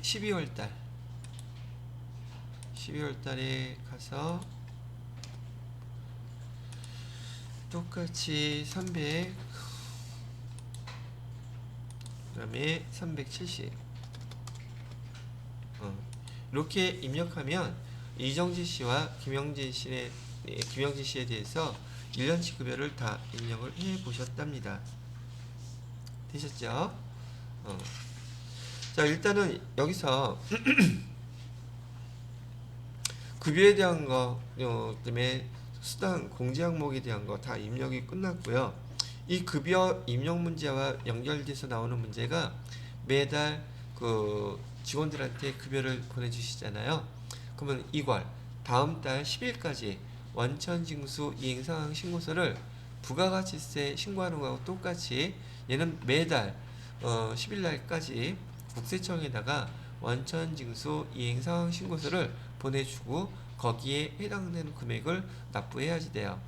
그럼 얘는 어디에 나와 있냐면 여기 세 번째 보시게 되면 급여 자료 밑에 원천징수 이행상황 신고서라고 되어 있죠. 클릭해서 열어보시고요. 문제에서는 지금 몇 월 걸 해보라 그랬었냐면은 교재 425페이지에 보시게 되면은요, 425페이지에 3월 귀속분이라고 되어 있죠. 3월 귀속, 여기 화면에 잠깐 보시게 되면 이 귀속이라는 말이요, 3월 달에 근로 제공했다는 뜻이에요. 몇 월 달에 근로 제공했다? 3월 근로 제공했, 귀속 기간이라고 되어 있죠. 근로를 제공한 달은 몇 월 달이에요? 물어보는 거예요. 그 다음에 옆에 보시게 되면 지급기간이라고 되어 있죠. 지금 우리 여기 문제에서는 3월 달에 근로를 한 거에 대해서 3월 25일 날 한 달이 끝나기 전에 저기 급여를 지급했죠. 이런 경우도 있겠지만 지급기간은 다음 달에 줄 수도 있잖아요. 그럼 그 기간이 달라지겠죠. 참고로 알아두시면 되고요. 지금 귀속기간은 문제에서 3월 귀속분을 보라고 했으니까 3월 달 거를 한번 클릭해서 보신다는 얘기죠. 다 3월이라고 선택해 주시면 돼요. 자, 그러면 지금 인원 2명에 대해서 소득 지급액, 그럼 두 사람 거 합친 금액이죠. 거기에서 소득세 아까 계산된 거 있었잖아요. 그 금액을 이렇게 세금을 납부해야 된단 말이죠. 그런데 425페이지에 문제를 한번 읽어보면 다음 자료에 의해서 경영과 회계의 2021년 3월 귀속분 지급액에 대해서 2021년 4월 10일 원천징수세 신고 납부할 원천징수 이행상 신고서를 작성하시라고 되어 있죠. 그럼 이렇게 하면 여러분 작성한 거 있어요, 없어요? 그냥 날짜만 주고 불러온 거잖아요. 그죠? 그래서 급여 담당 업무를 하실 때도 얘 작성하는 건 어렵지 않아요. 뭐만 하면 되는 거니까 플로기에서 그대로 전송해 주면 돼요. 그런데 전월까지 미환급된 원천징수세액 얼마 있다 그래요? 여기 화면 보시게 되면은요, 전월 미환급세액 입력하는 칸이 요게 있어요. 원천징수 이행상황 신고서에서 여러분이 입력해야 될 건 요거 하나밖에 없어요. 여기다가 그대로 주어진 금액 148,000원 입력하시면 된답니다. 죠 자, 이것도 이제 내용 한번 설명해 드릴게요. 지금 전월 미환급이라면 국세청에다가 우리가 소득세 직원들 거 납부했는데 오히려 환급할 금액이 생겼다는 뜻이에요. 그럼 국세청으로부터 환급해달라고 신청할 수도 있겠지만 실무에서는 국세청에다가 환급 절차 밟게 되면은 금액도 크지 않은 경우라면 귀찮잖아요. 그 다음에 또 오래 걸려. 그러니까 지금 그 미환급 세액에 대해서 국세청에다가 환급 신청을 하지 않고요. 어차피 직원들이 근무하고 월급을 지급하는 한 소득세는 계속 내야 되겠죠. 여기서 그냥 차감해서 쓰는 거야. 그러다가 차감 금액이 다 끝나게 되면 그 다음에 이제 납부하면 되는 거고. 그럼 여기 한번 결과를 보세요. 전월 미환급세액 14만 8천 원 중에서 지금 이번 달에 발생한 금액 여기 3만 1,580원을 빼면 다음 달 환급세액은 또 얼마가 나오겠어요? 그래서 계속 이걸 빼쓰는 거예요. 근데 이 전월 미환급세액이 언제 제일 많이 발생하느냐면 연말정산 때예요. 연말정산 때 직원들 중에서 보편적으로 납부하는 사람보다는 환급받는 사람들이 보편적으로 더 많거든요. 그러다 보니까 이 금액이 꽤 커요. 근데 어차피 똑같은 논리로 매달 세금을 또 내야 되는 거니까 그거 국세청에다 환급 신청을 하지 않고 지금처럼 그달 예수금 빼놨던 거 굳이 납부할 필요 없죠. 환급세에서 뺄 거니까. 보편적으로는 이 환급세액을 회사에서는 회사 돈으로 먼저 지급합니다. 그리고 미환급세액에 대해서 매달 소득세 납부해야 될 게 발생하는 걸 차감하면서 계속 하다가 얘가 다 소진되면 그 다음부터 실제로 좀 보내야 되겠죠. 이렇게 하는 게 업무상으로는 상당히 편해요. 근데 만약에 직원들에 대해서 연말정산을 했는데 직원 회사에 돈이 여유가 없어. 그럼 어떻게 해야 돼요? 뭘 어떻게 돼요? 국세청에다가 환급 신청해야지. 자, 연말정산을 이따가 뭐 다음 파트에서 하겠지만은요. 지금 연말정산이라는 것은요. 여기 1월부터 12월 동안 한 회사에 계속 근무했을 경우 이 소득에 대해서 연말정산이라는 거 한달 했었죠. 연말정산을 하게 되면 얘가 끝나서 그 환급금 즉 그 직원들이 1년 동안 번 소득에 대해서 세금 얼마 내야 되고 1년 동안 얼마 냈던 거 비교해서 그 차익을 돌려줘야 되잖아요. 언제까지 그 지급해야 되느냐면 2월 말 급여 나갈 때 지급하게끔 돼 있단 말이죠. 그죠? 그럼 2월달 급여 받을 때 연말정산 결과로 환급받는 사람들이 급여 명세표에 환급 금액까지 표시가 돼서 월급하고 같이 지급이 되게 되는데 이 회사에 돈이 많이 여유가 없어. 그럼 얘를 환급 신청을 해야 되겠죠. 환급 신청하면 3월달에 환급 신청할 거고 들어오는 거는 4월달이나 들어와요. 그러면은 연말정산 했는데 연말정산 결과의 환급 금액이 내 급여 2월달에 안 들어온다면 보편적으로 4월달이나 5월달에 들어온단 말이죠. 이거 뭐야? 1년 중에서 5개월 지나고 난 다음에 환급금을 받아? 그래서 이런 회사의 상황도 참고로 있으니까 알아두시라고 얘기를 하는 거예요. 되셨나요? 자, 여기까지가 여러분들이 아까 제가 잠깐 보여드렸던 여기 상황에서요. 상황 사원 등록하고 부양가족 등록 같이 해보셨죠? 그죠? 그다음에 지금 급여 자료 입력한 거 해보셨죠? 원천징수, 이행사항신고서 같이 해봤죠? 이게 일종의 세트예요. 이렇게.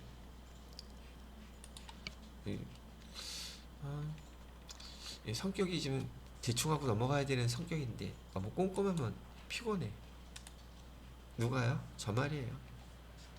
이런 것도 잘못된 꼴을 못 봐. 그래서 가능하면 고치고 넘어가려고 그러는데 얘는 아까 봤던 항목이고요. 그다음에 얘하고 요 두 개가 지금 세트로 얘 두 개가 세트, 얘 두 개가 세트. 시험 문제 형태로 나오는 걸 말씀해 드리는 거예요. 그 다음에 마지막 파트가 연말정산 자료 입력하는 거요. 얘가 마지막 세트 세 번째 출제되는 시험 문제랍니다. 자, 그래서 요거 잠깐 내려놓고요. 지금 요 자료 입력한 자료에 대해서는요 425페이지하고요 425페이지에 설명하고 입력됐을 때 금액 나와 있는데 금액이 좀 틀리는 거 신경 쓰지 않으셔도 돼요. 이건 내가 계산하는 게 아니라 여기 프로그램에 의해서 자동 계산된 결과 반영된 거니까 그냥 어떻게 입력하는지만 알면 되시겠고, 해당되는 거는 이제 기출문제 풀 때 이런 문제 나올 테니까 그때 연습 다시 또 해보시면 되겠습니다. 까지. 자, 지금 남아있는 거는 426페이지에 보시게 되면 연말정산 추가자료 입력이라고 되어 있죠. 요 항목을 할까 말까 생각 중이에요. 자, 이렇게 해놓고 정리를 하겠습니다.